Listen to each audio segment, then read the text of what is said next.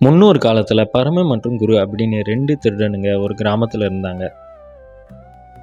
இந்த 2 பேத்துல குரு ரொம்பவும் புத்திசாலி, ஆனால் பரம கொஞ்சம் முட்டாள். சொல்லப்போனால் குருவுக்கு அடிமையாக தான் பரம வேலை செஞ்சுக்கிட்டு இருந்தான். இவங்க 2 பேர்த்தோட திட்டம் என்னன்னா, ஒரே ஊரில் 2 பேரும் தனித்தனியாக திருடுவாங்க. ஆனால் திருடின பொருள் எல்லாத்தையும் ஒரே இடத்துல சேமிச்சு வைப்பாங்க. பரமா, இங்கே பாரு, வடக்கு தெருவில் இருக்கிற கடைசி வீட்டில் இன்றைக்கி யாரும் ஆள் இல்லைன்னு தகவல் கிடச்சிருக்கு. நீ அங்கே போனீங்கன்னா எல்லா நகையும் திருடலாம். திருடுன நகை எல்லாத்தையும் வழக்கமாக நம்ம எங்கே பதுக்கி வைப்போமோ அங்கே வந்து பதுக்கி வச்சிரு. ஓ அப்படியா குரு, சரி ஓகே, நான் அங்கே போகிறேன். நீ எங்கே போகிற? உன்னோட திட்டம்தான் என்ன? பரமா, நான் இன்னைக்கு பண்ணையாரோட கணக்கு புள்ள வீட்டில் திருட போகிறேன். நல்லா ஞாபகம் இருக்கட்டும், யார் மாட்டினாலும் யாரை பற்றியும் காட்டி கொடுக்கக்கூடாது. அப்புறம் திருடின பொருள் எல்லாத்தையுமே கொண்டாந்து அந்த குகைக்குள்ளே வச்சிடணும். சரி குரு, நான் மாட்டினாலும் உன்னை பற்றி சொல்ல மாட்டேன், நீ மாட்டினாலும் என்னை பற்றி சொல்ல வேண்டாம் என்ன? அப்படி சொல்லிட்டு 2 பேரும் தனித்தனியாக திருட போனாங்க. பரம போன வீட்டில் யாருமே இல்லாததுனால பரம எளிதாக எல்லாத்தையும் திருடிக்கிட்டு தான் வழக்கமாக பதுக்கி வைக்கிற இடத்துக்கு வந்தான். என்னது இவ்வளோ நேரமாச்சு, குருவை காணாமே? ஒருவேளை மாட்டிக்கிட்டானா? அவன் எப்படி மாட்டுவான்? அவன் தான் ரொம்ப புத்திசாலியாச்சே. எவ்வளோ நேரம் தான் வெயிட் பண்ணுறது? சரி, நாளைக்கு போயிட்டு அவன் வீட்லேயே பார்ப்போம். டேய் குரு, என்னடா பண்ணிக்கிட்டு இருக்க? இவ்வளோ நேரமாச்சு, இவ்வளோ நேரம் தூங்கிட்டு இருக்க, சீக்கிரமா வா. இப்படி பரம ரொம்ப நேரம் கூப்பிட்டு பார்த்தான், ஆனால் குரு வீட்டை விட்டு வெளியே வரவே இல்லை. என்னது, குரு வீட்டில் காணாமே?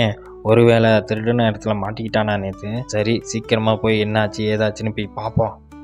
பரமனுக்கு ரொம்ப பயமாயிடுச்சு. வேகமாக பக்கத்து ஊருக்கு போக ஆரம்பித்தான். ஊர் மக்கள் எல்லாருமே வழியில் போய்கிட்டு இருக்க அவங்க கிட்ட பரமன் கேட்டான், அண்ணா என்னாச்சுண்ணே, எதுக்கு எல்லாரும் வேகமாக போயிட்டு இருக்கிறீங்க? ஏதாவது பிரச்சனையா ஊருக்குள்ள? தம்பி, நான் தான் இந்த ஊர் பண்ணையாரு. நேற்று என்னோட கணக்கு புள்ள வீட்டில் திருட வந்த திருடன் மாட்டிக்கிட்டான். அதுக்கு நான் தீர்ப்பு சொல்ல போய்கிட்டு இருக்கிறேன். ஆச்சிச்சோ, என்னடா அது, குரு மாட்டிக்கிட்டான் போல. அவன் உண்மையை சொன்னானா என்னையும் தானே எல்லாரும் பிடிப்பாங்க. நகையெல்லாம் போயிடுமே. குரு எப்படி போனால் நமக்கு என்ன? நகையெல்லாம் எடுத்துக்கிட்டு நம்ம இந்த ஊரை விட்டு ஓடிடலாம். அவன் என்னமோ பண்ணட்டும். குரு மாட்டிக்கிட்டான், எப்படி நகையெல்லாம் நமக்கு தான் சொந்தம் அப்படின்னு சொல்லி வெளியூருக்கு தப்பிச்சான் பரமே. அந்த பக்கம் ஊர் மக்கள் முன்னாடி பண்ணையாரு குருவை விசாரிச்சுக்கிட்டு இருந்தார்.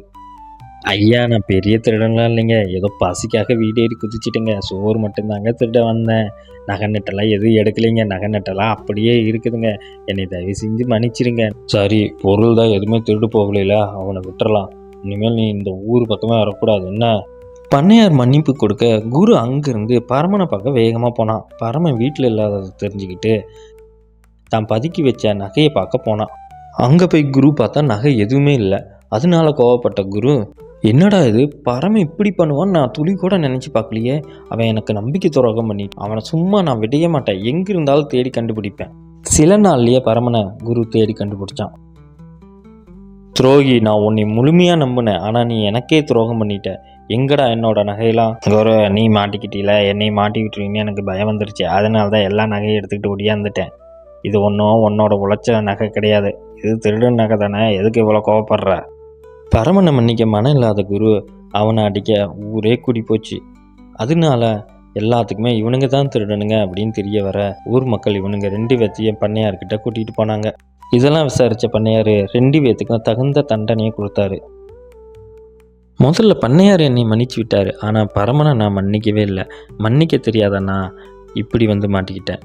இப்படி தாங்க, நாம் தப்பு செஞ்சால் மற்றவங்ககிட்ட மன்னிப்பு எதிர்பார்க்குறோம், ஆனால் மற்றவங்க தப்பு செஞ்சால் மன்னிக்க மறுக்கிறோம். ஃப்ரெண்ட்ஸ், இந்த கதை பிடிச்சிருந்தா மறக்காமல் லைக் அண்ட் ஷேர் பண்ணுங்கள். அப்படியே சேனல் சப்ஸ்கிரைப் பண்ணி சப்போர்ட் பண்ணுங்கள். தேங்க்யூ.